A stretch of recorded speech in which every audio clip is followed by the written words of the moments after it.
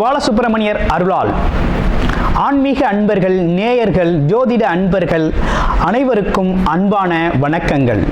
நான் உங்கள் வாழ்க வளமுடன் ஜோதிடர் ஸ்ரீ குரு சுந்தரவடிவேல்.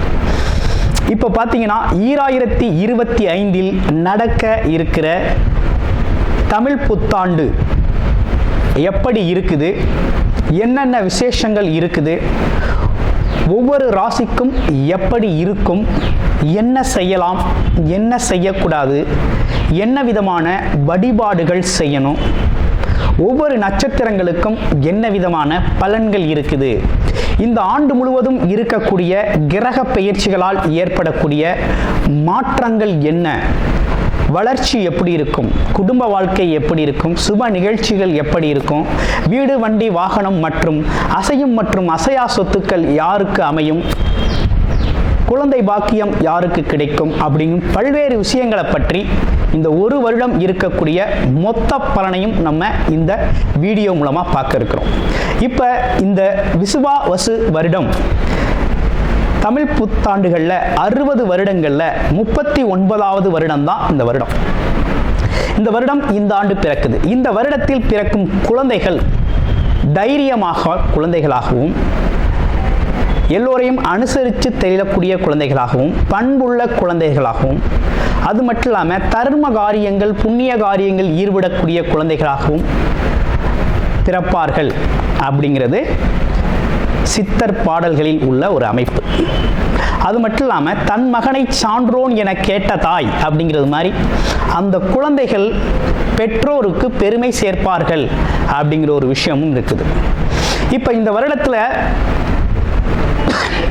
இந்த வருட பிறப்பின் அடிப்படையில் சூரியன் அப்படிங்கிற ஒரு ராஜாவாகவும் மந்திரியாகவும் இருக்கிறதுனால அரசியல் மாற்றங்கள், அதிகாரம் சார்ந்த மாற்றங்கள் அப்படிங்கிற ஒரு விஷயம் நடக்க இருக்குது.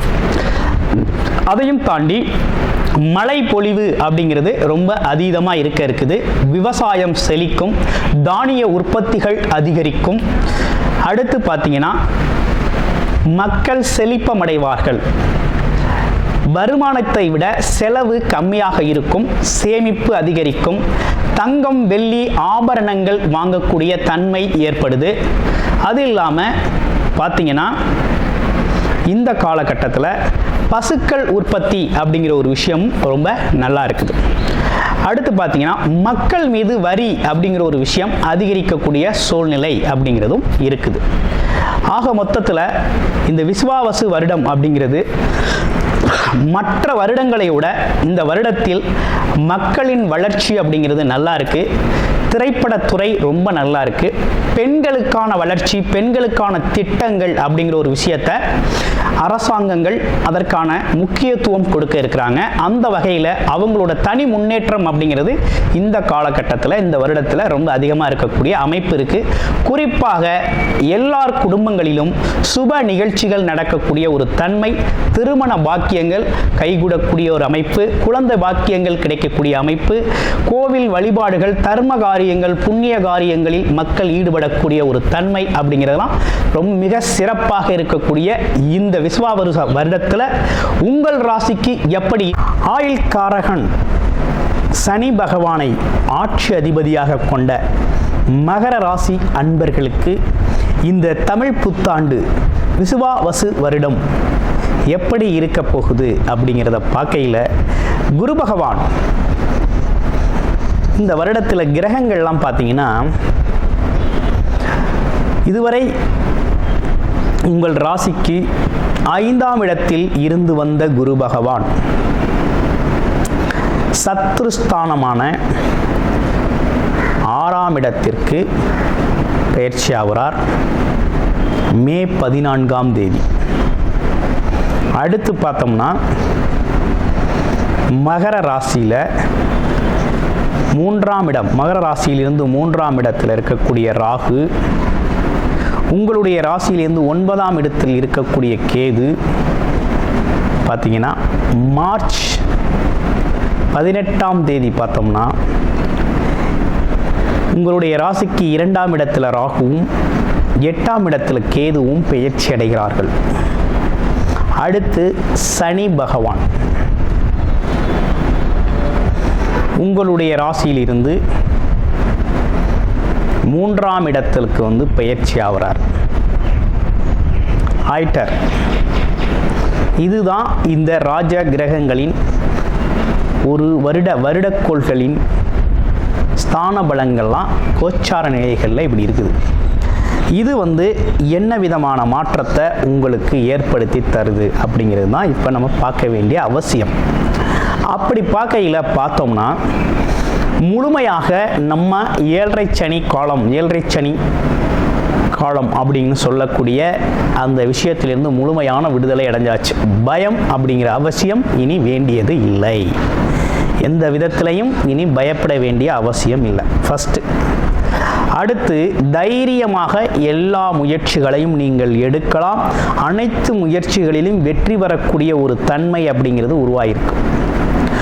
அடுத்து பார்த்தோம்னா தொழில் துறையில் இருக்கிறவங்களுக்கெல்லாம் பார்த்தீங்கன்னா உங்களோட முயற்சிகள் வெற்றியடையும். என்னென்னா ஒரு சின்ன தாமதத்தோடு வெற்றியடையும். சிறு தாமதத்தோடு வெற்றியடையக்கூடிய ஒரு தன்மை அப்படிங்கிறது உருவாகிருக்கு. ஒன்றும் கவலைப்பட வேண்டாம். அதே போல் வெளிநாடு யோகம் அப்படிங்கிறது ரொம்ப சூப்பராக இருக்குது. மகர ராசி அன்பர்களுக்கு நீண்ட நாளாக வெளிநாடு போகணும், வெளிநாட்டில் தான் வேலை பார்க்கணும் அப்படின்னு சொல்லி முயற்சி செஞ்சவங்களாம் கண்டிப்பாக வெளிநாடு போவீங்க. வேலை அப்படிங்கிறது உறுதியாக உண்டு. வெளிநாட்டு வேலை ரொம்ப சூப்பராக இருக்குது.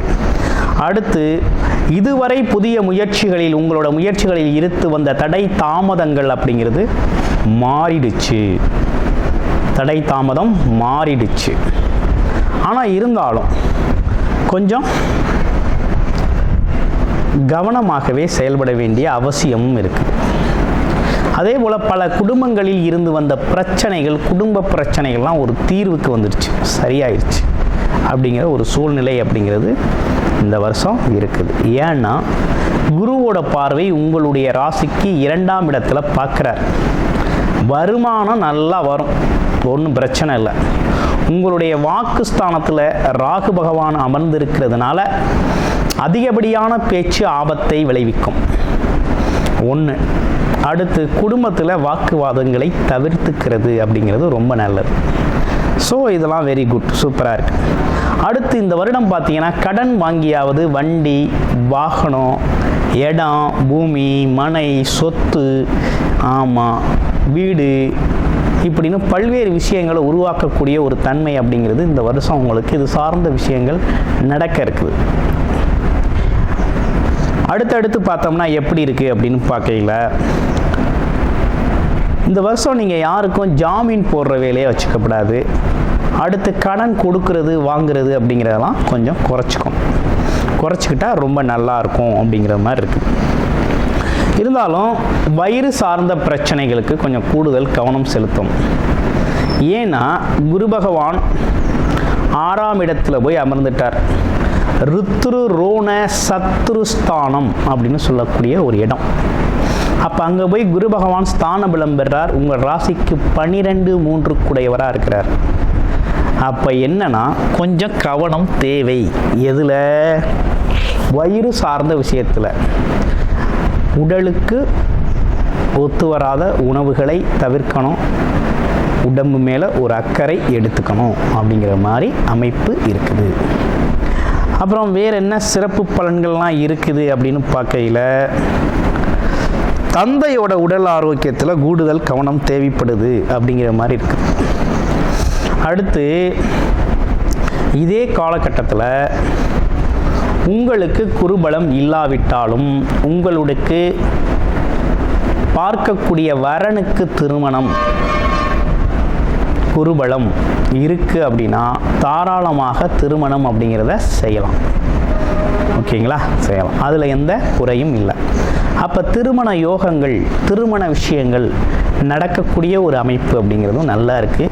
ஏன்னா குடும்பஸ்தானத்தை குரு பார்க்குறார். ஒரு குடும்பம் அமைகிறது அப்படிங்கிறது நல்லது அப்படிங்கிற மாதிரி இருக்குது. அப்போ இந்த காலகட்டத்தில் இப்படிப்பட்ட விஷயங்கள்லாம் நடக்க இருக்குது. ஆக மொத்தத்தில் ஓவராலாக அந்த வருஷம் எப்படி இருக்குது அப்படின்னு பார்த்தோம்னா, முயற்சிகளில் சிறு தாமதம் ஏற்படும்.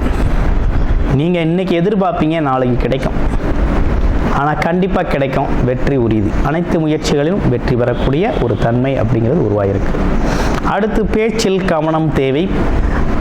தனம் வருமானம் நல்லா வரும், இருந்தாலும் பேசுகிறது கொஞ்சம் ஓவராக அதிகமாக பேசுகிறது அப்படிங்கிறத கொஞ்சம் குறைச்சிக்கும்.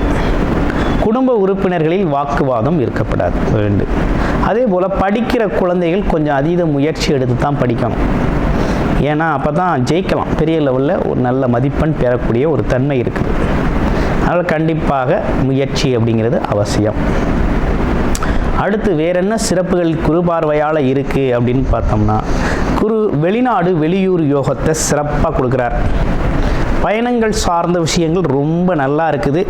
தொழில் அமைப்புகளும் ரொம்ப நல்லா இருக்குது.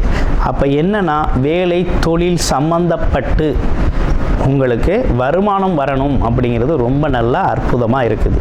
அதே நேரத்தில் விரய செலவுகள் அப்படிங்கிறதும் வருது. அது எப்படின்னா, உடல் ஆரோக்கியம் சார்ந்த விஷயத்தில் கொஞ்சம் கவனம் எடுத்தீங்கன்னா விரய செலவுகளை தவிர்த்துக்கலாம் அப்படிங்கிற மாதிரி இருக்குது. இன்னொரு விஷயம், வண்டி வாகனங்கள் அப்படிங்கிற மாதிரி சுப விரய செலவுகளை நிறைய பண்ணிக்கலாம்.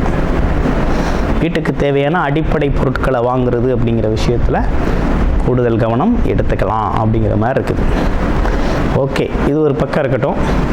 இப்போ உங்களுக்கு என்ன விதமான பரிகாரம் நல்லா இருக்குது அப்படின்னு பார்க்கையில், நீங்கள் இந்த காலகட்டத்தில் உங்களுக்கு என்ன நடந்திருக்கு அப்படின்னா, சனி பகவானோட 7.5 சனி பாதிப்பு முழுமையாக விலகிடுச்சு. அடுத்து குரு பகவான் மட்டும்தான் நமக்கு சத்ருஸ்தானத்தில் போய் அமர்ந்துட்டார். அப்படின்னா என்னென்னா, கடன் பகை நோய் எதிரி அப்படின்னு சொல்லக்கூடிய சத்ருஸ்தானத்தில் குரு பகவான் 3-12 கூடையவர் அமர்ந்திருக்கிறது அப்படிங்கிறது அவ்வளவு அப்படிங்கிறது ஏதோ ஒரு வகையில் நமக்கு சங்கடத்தை கொடுப்பார். அப்போ என்ன பண்ணணும்னா, வியாழக்கிழமை நெய் விளக்கேற்றி வழிபாடு செஞ்சுக்கிட்டு வந்தீங்க அப்படின்னா சகல பிரச்சனைகளுக்கும் தீர்வு கொடுப்பார், வழிகாட்டுவார், நல்வழி கொடுப்பார், நல்லது நடக்க வழிவகை செய்வார். ஓகேங்களா? இப்போ இந்த தமிழ் புத்தாண்டு அப்படிங்கிறது உங்களுக்கு இப்படிப்பட்ட சிறப்பான பலன்களோட அமைஞ்சிருக்கு. உங்களுடைய பிறப்பு ஜாதகம் இதில் ரொம்ப முக்கியம். பிறப்பு ஜாதகம் எப்படி இருக்குது அப்படிங்கிறத பார்த்துக்கிட்டு அதற்கு ஏற்றார் போல உங்களுடைய முயற்சிகளை அதிகப்படுத்துங்க. முயற்சி மிகப்பெரிய வெற்றியை உங்களுக்கு உருவாக்கி தரும். அனைவருக்கும் இனிய தமிழ் புத்தாண்டு நல்வாழ்த்துக்கள். கூடுதல் தகவலாக நேயர்களின் விருப்பத்திற்கிணங்க நமது ஸ்ரீ பாலசுப்பிரமணியர் ஆலயத்தில் அனைத்து விதமான சகல விதமான தோஷங்களும் நிவர்த்தி அடைய பரிகார பூஜைகள் தொடர்ச்சியாக நடக்க இருக்குது. அது மட்டும் இல்லாமல் திருமண தடை, குழந்தையின்மை, தொழில் முன்னேற்றம், வேலை வாய்ப்பு கிடைத்தல், ராகு கேது தோஷங்கள் நிவர்த்தி அடைய, குலதெய்வ அருள் கிடைக்க, கடன் பிரச்சனை தீர, வாழ்வில் பணம் பொருள் செல்வாக்கு அதிகரிக்க, இப்படிப்பட்ட விஷயங்களுக்காக பல்வேறு விதமான சகல பிரச்சனைகளுக்கும் தீர்வு கிடைக்கும் வகையில் பரிகார பூஜைகள் நமது ஸ்ரீ பாலசுப்பிரமணியர் ஆலயத்தில் நேயர்களின் விருப்பத்தின் பேரில் தொடர்ச்சியாக நடக்கிறதுக்கு உங்களுக்கு விருப்பம் இருக்கும் பட்சத்தில் டிஸ்பிளேல தர நம்பருக்கு கால் பண்ணி உங்களுக்கான பரிகார பூஜைகளை ஸ்ரீ பாலசுப்பிரமணியர் ஆலயத்தில் செய்து கொள்ளலாம். நன்றி, வணக்கம்.